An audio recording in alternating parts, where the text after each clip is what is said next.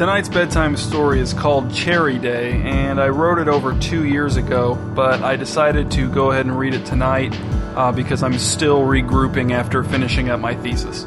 Let's begin. The Cherry Day holiday procession didn't get underway until 2 hours after it was scheduled to begin. King Roland, wearing a festive green doublet chosen by his steward Terence, drove a large cart decorated with blue and silver pinwheels and pulled by a pair of relatively youthful horses through the deserted streets of his town, heading west toward the royal cherry orchard. His paltry few remaining subjects, excepting Terence, who was still back at the castle tending to his duties, rode in the back of the cart.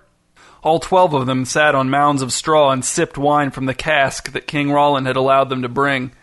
King Roland couldn't help but wonder if any of his subjects in the cart were responsible for some of the personally insulting graffiti he saw scrawled across the walls of the abandoned buildings. Of course, he could never accuse them of treason or vandalism for the same reason that he couldn't ask one of them to drive the cart for a change. One never knew what little thing might upset them, and if he were to upset them, they might leave him. A king with 12 subjects was barely a king, but a king with 0 subjects was nothing. Absolutely nothing. It had been a full year since King Roland's monumentally ill-advised decision to attack and conquer King Sigmund's kingdom. Those of his subjects who hadn't been killed in the resulting massacre had trickled away, seeking kingdoms with kings or queens who didn't make such costly blunders. After lowering taxes and repealing unpopular laws had failed to keep his kingdom's population from dwindling, King Roland hit upon the idea of keeping his subjects occupied and distracted with a constant string of fabricated holidays. And it worked, or at least it seemed to. The population leveled off at an even dozen. But he had forgotten that he had promised his subjects a new holiday today, overslept, and come up with Cherry Day off the top of his head while staring down from his balcony into the blinking, expectant faces of his assembled subjects. When he had thrown up his arms and declared today Cherry Day, they had not cheered. As the outskirts of the town gave way to the countryside, the roads became more uneven and the ride became bumpier. The horses were slick with sweat, and their sharp stink penetrated King Roland's head. The stench of the horses, the thick, sweet smell of the wine, and the up-and-down lurching of the cart made King Roland want to vomit. The green doublet was too warm for the weather, and the snail brand on King Roland's cheek started to ache. He fingered the smooth, raised flesh, and gagged at the memory of that third and final day of torture after his army had been routed and he had been captured. The way King Sigmund's men had argued over which brand to use, the snail or the cockroach, while he shrieked through a mouthful of rotten leather. Richie, Grayson the blacksmith's 11-year-old son and the only child left in the kingdom, tapped King Roland on the shoulder. "Are we almost there?" "Yes, Richie, just over this hill." "Why are we going to the cherry orchard?" King Roland faked some enthusiasm. "Because it's Cherry Day." "What are we going to do there?" asked Richie. "Have fun," said King Roland. "In the orchard?" "Yes, in the orchard. We'll pick all the cherries we want. We'll eat as many of those delicious cherries as we can stomach. We'll sing cherry songs. We'll play cherry games. And I'll teach everyone the cherry dance, if I can remember the steps. Then, later, we'll all go back to the castle, and Terence will serve cherry pie and cherry ice cream." "I prefer raspberries," said Richie. "Cherries are actually my 4th favorite red fruit." The progress of the cart slowed as the horses labored to pull it up the hillside. King Roland could hear their deep, shuddering breaths, and the wheels of the cart creaked ominously. "Hold on back there," he called over his shoulder to his subjects. They continued to chat, ignoring him. At last the cart crested the hill, and there was King Roland's royal cherry orchard. The trees were strong, healthy, a lush, magnificent green, and completely devoid of cherries. King Roland gasped and twisted on his seat to gauge his subjects' reactions. None of them had noticed. Thomas the beggar saw King Roland staring at them and said, "What's wrong?" "Nothing," said King Roland. "We're almost there." The horses continued to plod on through the orchard, flies buzzing around their ears and landing on their foaming flanks. The cart rolled on, leaving 2 narrow, parallel tracks in the long grass behind it. King Roland balled the reins in his fists and wrapped them around his fingers, his heart shuddering. He scanned every tree they creaked past for evidence of cherries, any cherries at all, but there was none. No cherries on the branches, no cherries on the ground. At any moment one of his subjects would notice the cherryless trees and sound the alarm, and King Roland knew, he just knew that he would be blamed. Then everyone would berate him and insist that he take them home so they could start putting their things into trunks and talking excitedly about how much better things would be once they got to Queen Delia's kingdom. How could this have happened? It was cherry season. The trees were always bursting with cherries at this time of year. "Your Majesty?" King Roland tried to wring the doom out of his facial features before turning to Richie. Yes, Richie? Why did the growing things god make cherries in the first place? King Roland tried to steady his breathing. He saw something red on the ground and his heart leaped, but it was only a torn bit of red cloth.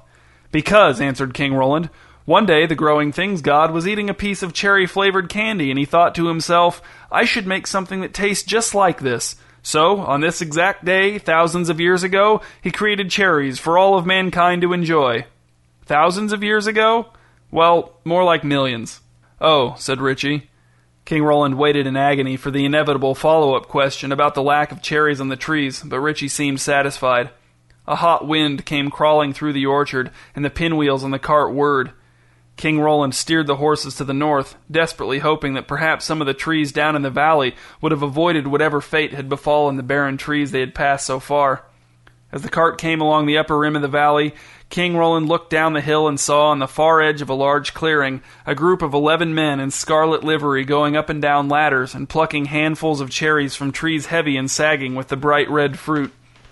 On the near side of the men, every tree had been picked clean. Beyond the men, every tree glowed with a swollen abundance of cherries.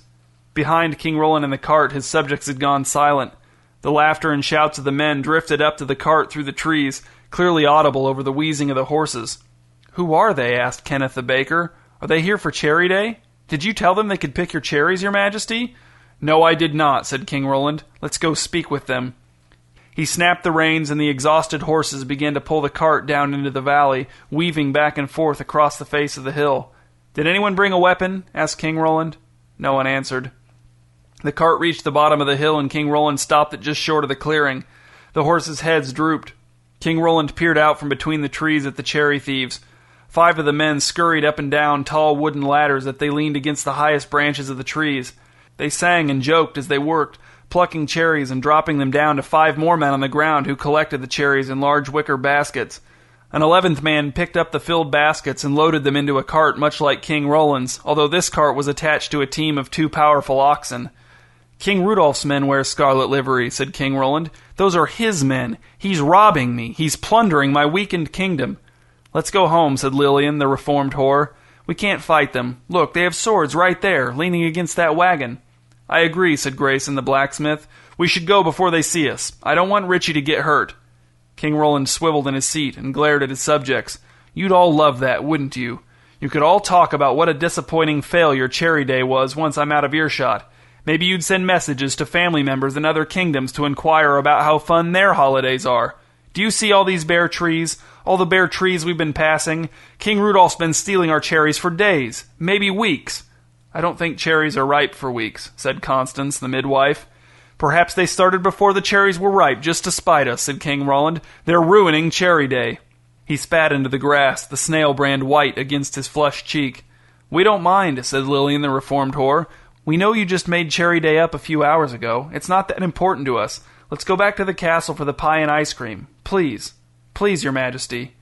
King Roland turned his back on his subjects, slumped forward in his seat, and watched King Rudolph's men with his upper lip curled in hatred. Then he took the reins in his hands, gave them a sharp snap, and shouted, Yah! The horses lifted their heads and looked back at him, blinking tragically, but King Roland was unmoved. Yah! He shouted again, and he gave the reins another snap. The horses groaned forward, and as the cart emerged from the trees into the clearing, King Roland said, All of you stay in the cart, unless I say otherwise. That's a royal decree. One of King Rudolph's gatherers on the ground looked up and saw King Roland's cart approaching.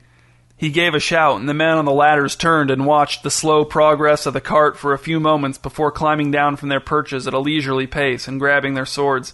By the time King Roland halted the cart 10 yards away from the men, they were all standing in a line with their swords drawn and wide, arrogant smiles on their faces.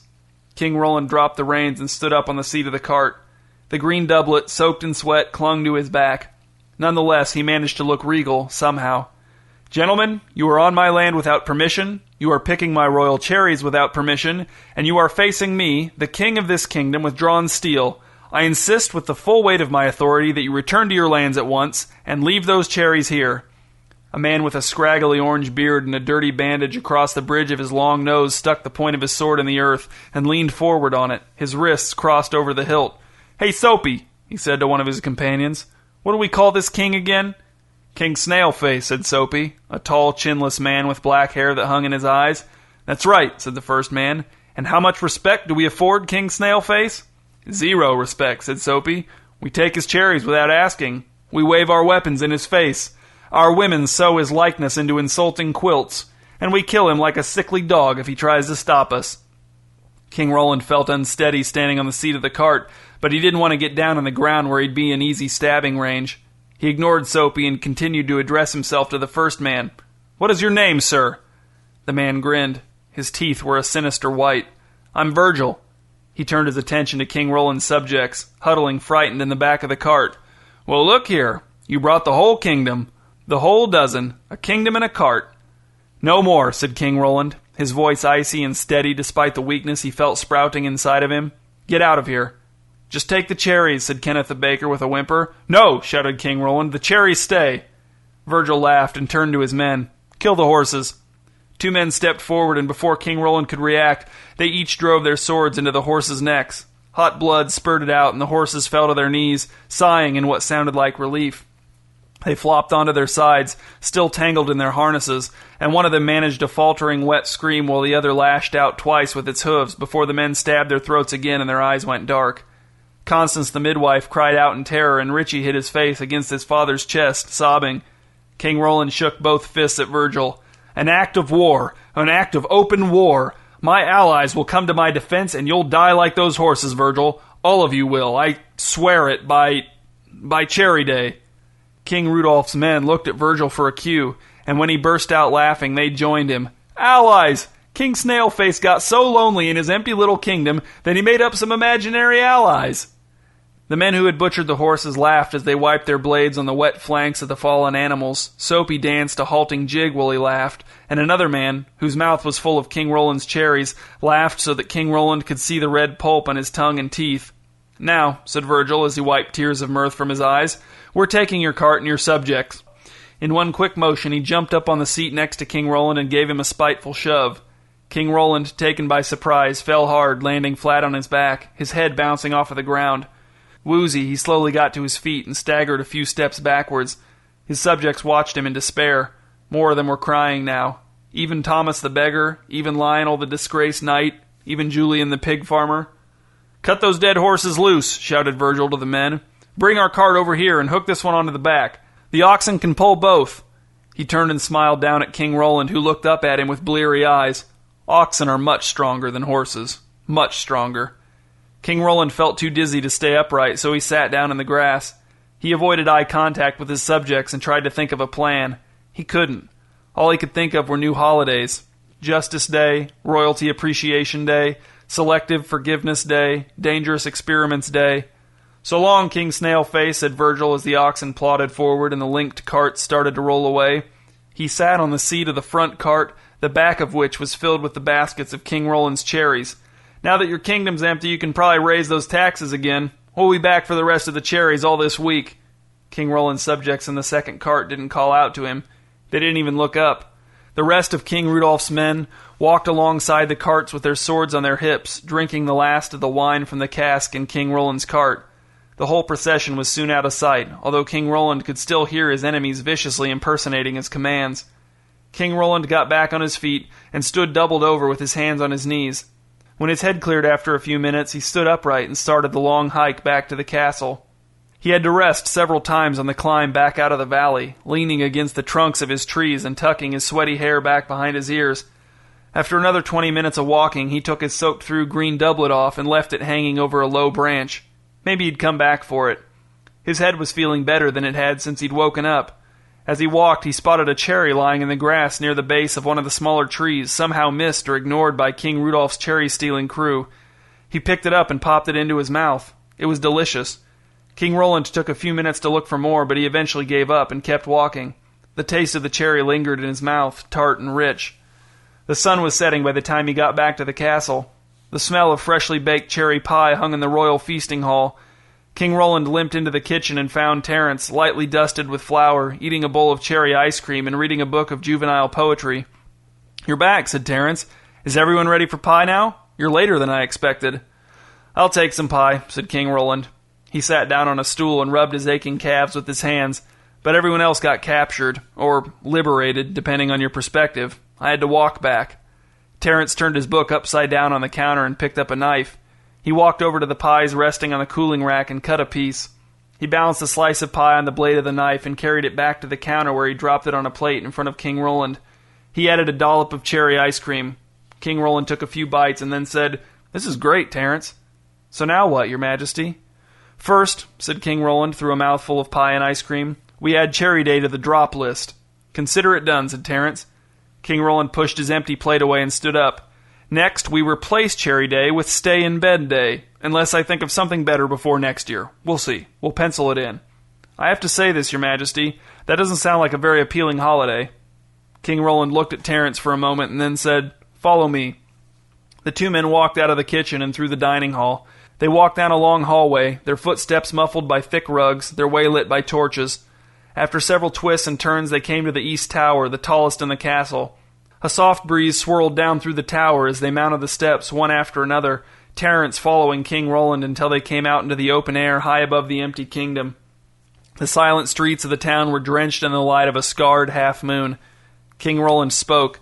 "Cherry Day was a complete disaster, correct?" "Yes," said Terence. "Listen," said King Roland. "Imagine you could hear down into the streets of town. What would you hear? Any complaining?" "No," said Terence, smiling and leaning against the chest-high wall that ran around the perimeter of the tower. "I'm imagining it right now. No complaining." "Terence," said King Roland, "if I told you to clean up insulting graffiti in town tomorrow, would you threaten to move to a different kingdom?" "No," said Terence, "I live in this kingdom." "Better get some sleep then," said King Roland. "Our days are numbered, aren't they, Your Majesty?" King Roland shrugged. "Maybe everyone will forget about us." "Sort of makes you wish Lucius the Armor hadn't taken the key to the armory with him," said Terence. The two men went back down the stairs of the east tower, opened up another cask of wine, and fell asleep in the conservatory, talking about how nice it would be if one of them knew how to play the harpsichord.